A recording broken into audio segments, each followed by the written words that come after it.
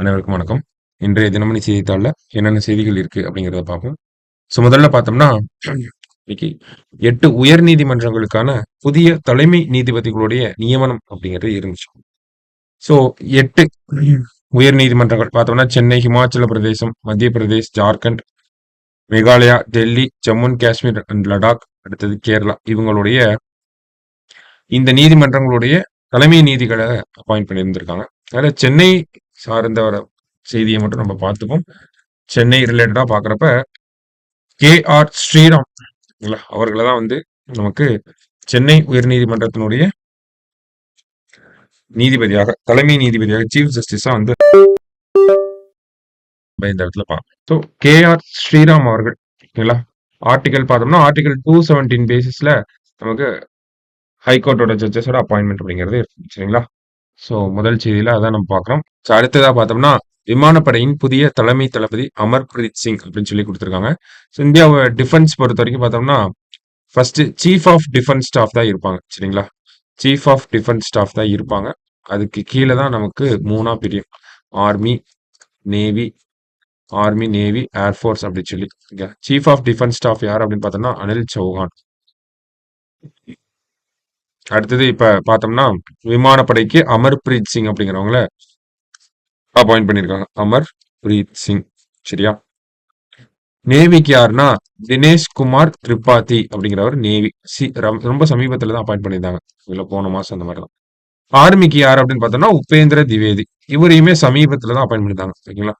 ரொம்ப சின்ன மைனூட் கேப்ல தான் 3 அப்பாயின்மெண்ட் அடுத்தடுத்து வரும் சரியா. அதனால கொஞ்சம் நல்லா பாத்துங்க. நேஷனல் செக்யூரிட்டி அட்வைசர், தேசிய பாதுகாப்பு ஆலோசகர் அஜித் தோவால் இவரையுமே எலெக்ஷன் முடிஞ்சதுக்கு அப்புறம் மறுபடியும் அப்பாயிண்ட் பண்ணியிருந்திருக்கும் சரியா. இதெல்லாம் ரீசெண்டா இதுல வரக்கூடிய அப்பாயின்மெண்ட்ஸ் சரியா. இங்க பார்த்தோம் அப்படின்னா இந்திய அளவில் 17வது முதல்வர், டெல்லிக்கு 3வது பெண் முதல்வர் அப்படின்னு சொல்லி கொடுத்துருக்காங்க. நம்ம சமீபத்துல பாத்துருந்தோம் அரவிந்த் கெஜ்ரிவால் அவர்கள் ராஜினாமா பண்ணிட்டு புதுசா யார் வந்திருக்காங்க அப்படின்னு பார்த்தோம்னா தில்லியோட முதல்வராக அதிஷி அப்படிங்கிறவங்க வந்திருக்காங்க. முன்னாடி கல்வி அமைச்சரா இருந்தாங்க அரவிந்த் கெஜ்ரிவால் அவங்களோட கேபினெட்ல கல்வி அமைச்சரா இருந்தவங்க இப்ப வந்து பெண் முதல்வரா டெல்லியை பொறுத்த வரைக்கும் 3வது பெண் முதல்வரா வந்திருக்காங்க. டெல்லியில பார்த்தோம்னா ஃபர்ஸ்ட் சுஷ்மா ஸ்வராஜ் அவர்கள் வந்திருப்பாங்க. அதுக்கப்புறமா ஷீலா தீக்ஷித் அப்படின்னு சொல்லி ஒருத்தவங்க இருக்காங்க, அவங்க வந்திருப்பாங்க ஓகேங்களா. காங்கிரஸ் சேர்ந்த ஷீலா தீக்ஷித். இப்போ அதிஷி வந்திருக்காங்க சரிங்களா. சோ அவங்கள பத்தி ஒரு சில சிறப்பான விஷயங்களை பத்தி கொடுத்திருக்காங்க. என்ன அப்படின்னு பார்த்தோம்னா டெல்லியின் 3வது பெண் முதல்வராகவும் இந்திய அளவில் முதல்வர் பதவி வகித்த 17வது பெண்ணாகவும் விளங்குகிறார் அப்படின்னு சொல்லி கொடுத்திருக்காங்க. அப்ப நியூமரிக்கல்ஸ் எல்லாம் கொஞ்சம் பார்த்து வச்சுக்கோங்க, ஃபேக்சுவல் இன்ஃபர்மேஷன்.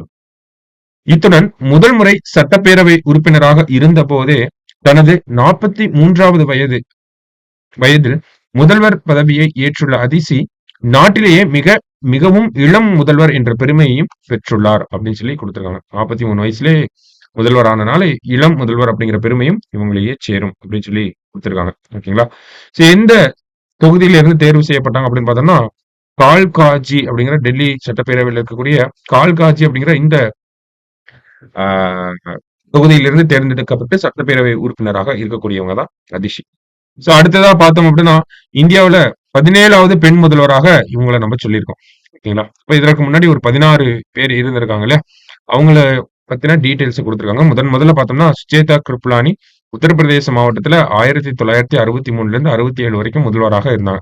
அதுக்கப்புறம் பார்த்தோம்னா நந்தினி ஸ்தப்தில இருந்து ஒவ்வொருத்தரா நமக்கு வருவாங்க. கடைசியா ஜம்மு அண்ட் காஷ்மீர்ல மெஹ்பூபா முஃப்தி இருந்தாங்க சரிங்களா. இவங்க ஆட்சி கலைஞ்சதுக்கு அப்புறம் தான் ஜம்மு அண்ட் காஷ்மீர்ல பிரசிடென்ட் ரூல் வந்து இப்போ மாநிலமா இருந்தது யூனியன் பிரதேசமா மாறுச்சு சரிங்களா. மெஹ்பூபா முஃப்தி. சோ அந்த ஒரு ஃபேக்சுவல் இன்ஃபர்மேஷன் கொடுத்திருக்காங்க இதுல ஃபுல்லா. இதையும் நம்ம பார்த்துக்கோம் சரிங்களா. இன்னைக்கு செய்தித்தாளை பொறுத்த வரைக்கும் இந்த 3 செய்திகள் தான் முக்கியமா இருந்துச்சு. மீண்டும் நாளை செய்தித்தாள் வாசிப்பில் சந்திக்கலாம். நன்றி.